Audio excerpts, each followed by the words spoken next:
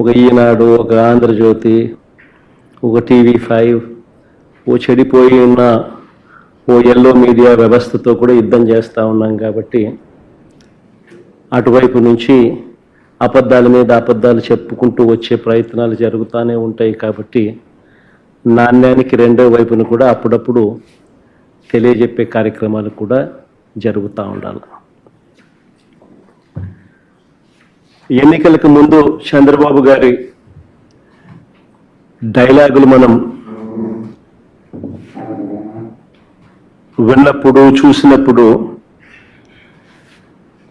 మనందరికీ కూడా అప్పట్లో కనిపించింది, వినిపించింది చంద్రబాబు నాయుడు గారి నోట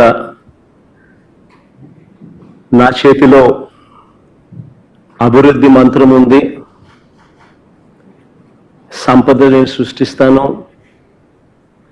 సంక్షేమ పథకాలన్నీ కూడా నేను అమలు చేస్తాను, జగన్ చేసేటివన్నీ కూడా నేను ఇస్తాను, అంతేకాదు జగన్ కంటే ఎక్కువ కూడా నేను చేస్తాను అని చెప్పి ఎన్నికలకు ముందు కరెక్ట్గా సంవత్సరం ముందు చంద్రబాబు నాయుడు గారు చెప్పిన మాటలన్నీ కూడా మనకు గుర్తుకొస్తాయి. నేను రాష్ట్రాన్ని బాగు చేస్తానని కూడా, జగన్ హయాంలో రాష్ట్రం శ్రీలంక అయిపోయిందని కూడా, ఇటువంటి తప్పుడు మాటలకు కూడా చంద్రబాబు నాయుడు గారు చెప్పుకురావడం కూడా మనం విన్నాం. సరే, చంద్రబాబు నాయుడు గారి 12 నెలల పాలన చూద్దాం.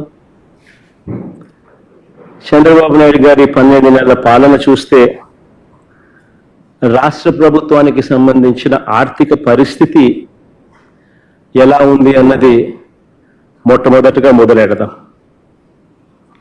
మా హయాంలో అయితే కోవిడ్ లాంటి మహమ్మారిని కూడా ఎదుర్కొని మేము రాష్ట్రాన్ని నడపవలసిన పరిస్థితి మా హయాంలో జరిగింది.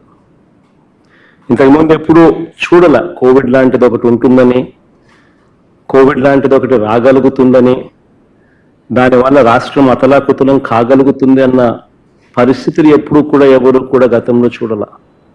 కానీ అలాంటి పరిస్థితుల్లో కూడా రాష్ట్రాన్ని మేము గొప్పగా నడిపామని కూడా చెప్పవచ్చు. గొప్పగా నడుపుతూనే ఒకవైపున సంక్షేమం చూపించాం, మరోవైపున అభివృద్ధిని కూడా గొప్పగా నడుపుతూ చూపించగలిగాం. మా ప్రభుత్వంలో దేవుడి దయతో, ప్రజలందరి చల్లని దీవెనలతో మేము చేయగలిగిన మంచి వల్ల ప్రజల కొనుగోలు శక్తి పెరిగింది, పెట్టుబడులు కూడా దానివల్ల పెరిగాయి. ఈ రెండింటినీ ప్రామాణికంగా తీసుకుని ప్రతి అడుగు కూడా మేము అప్పట్లో వేయడం జరిగింది.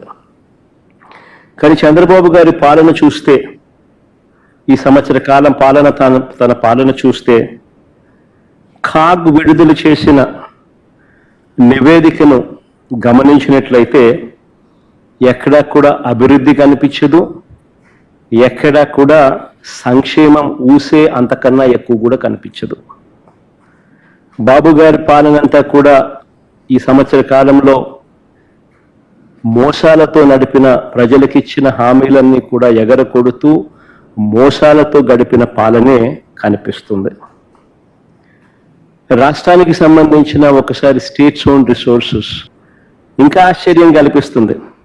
దేశం తీసుకుంటే దేశంలో దేశానికి సంబంధించిన gross tax revenues, non tax revenues దేశానికి సంబంధించి చూస్తే లాస్ట్ ఇయర్ కన్నా ఈ సంవత్సరం ఏకంగా 13.76% గ్రోత్ రేట్ కనిపిస్తుంది. మరి ఇంత దారుణంగా చంద్రబాబు నాయుడు గారి పనితీరు ఉంది అని చెప్పడానికి ఇదొక నిదర్శనం. ఎందుకనంటే రాష్ట్రానికి సంబంధించి రావాల్సిన ఆదాయాలన్నీ రాష్ట్ర ఖజానాకు రావడం లేదు. ఇవన్నీ చంద్రబాబు నాయుడు గారు అని గజ దొంగల ముఠ జోబుల్లోకి పోతా ఉందన్న దానికి ఒక ప్రస్ఫుటమైన నిదర్శన ఈ డేటా. ఇదే మాదిరిగా ఇంకొక డేటా కూడా ఒకసారి గమనిస్తే, చంద్రబాబు నాయుడు గారి హయాంలో అప్పులు ఎంత తీసుకొచ్చాడు, దీనికన్నా ముందు ఫిగర్, ముందు స్లైడ్. చంద్రబాబు నాయుడు గారి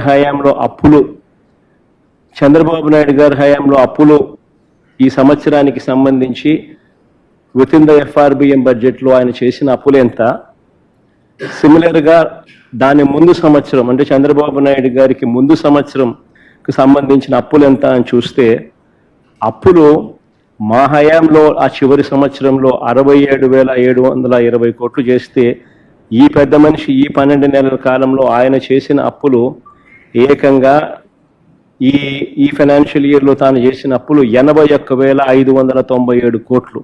అంటే 30% అధికంగా ఈ పెద్ద మనిషి చంద్రబాబు నాయుడు గారు అప్పులు రాష్ట్ర ప్రభుత్వం మీద మేము చేసిన అప్పుల కన్నా అదనంగా బారో చేశాడు క్లియర్ కట్గా అని చెప్పి కనిపిస్తూ ఉంది. ఇదంతా నేను బడ్జెట్ బోరోయింగ్స్ చెప్తా ఉన్నా, తర్వాత next slide of budget borrowings కూడా చెప్తా.